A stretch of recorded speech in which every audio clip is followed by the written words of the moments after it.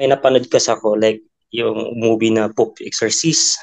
May iba't ibang klase ba ng demon at may iba't ibang level ba sila ng mga panganib or kalakasan? Parang ganun, bro. Merong tinatawag na nine angelic choirs mula sa cherubim, seraphim, thrones, dominions, powers, virtues, principalities, archangels, and angels. So, kaya hierarchy yon. So, sa demonic position din, may different types of demonic position. Kaya kailangan talaga na ma-evaluate. Merong occasional type.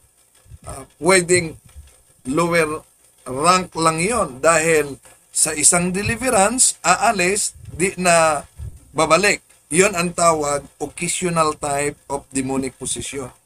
Meron ding tinatawag na indwelling type of demonic possession. Yon, matagal at mahaba ang process niyan. Kaya nga, kadalasan sasabihin ng mga fallen angels, hindi kami aalis. Tandaan, plural hindi kami aalis. Amin itong katawang ito. So, indwelling type. Merong tinatawag na epileptic type, parang epilepsy.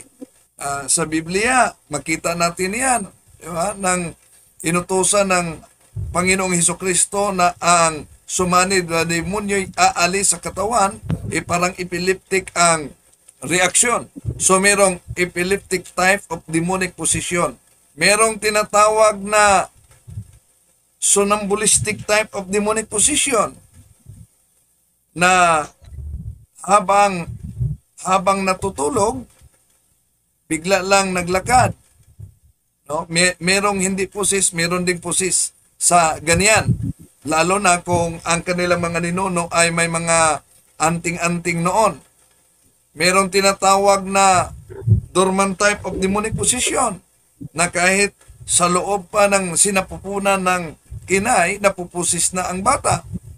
Merong ganyan. So, merong different types of demonic possession, meron ding different hierarchies of devils, kaya demons, kaya diyan papasok ang solemn exorcism. Yung tinatawag na public exorcism. Bakit public exorcism? Ayon sa isang canon lawyer, public exorcism dahil prayer yan ng buong simbahan na nagpapaalis sa lahat na uri na hierarchy. Yun po. Yun yung ginawa po ni Father Gabriel. Yun yung father na exorcist. Sa pelikula kasi gumamit sila ng baboy. Ginagawa din ba yun, bro? Sa real? Dagdag na lang yun sa pelikula, kapatid. Pero may aklat na nabasa ko sa kay Father Amort na gumagamit siya ng pusa dahil yung pusa makakita ng mga fallen angels. Yun nga din, yung napanood ko din yun. Doon din napatunayan talaga na dapat if you're para mag-exorcist ka or even deliverance, kailangan nasa state of grace ka kasi kung hindi, yung retaliation talaga. Tapos yung napakadelikado, nakakatakot. So, yun lang po, Bro Wendell, salamat po.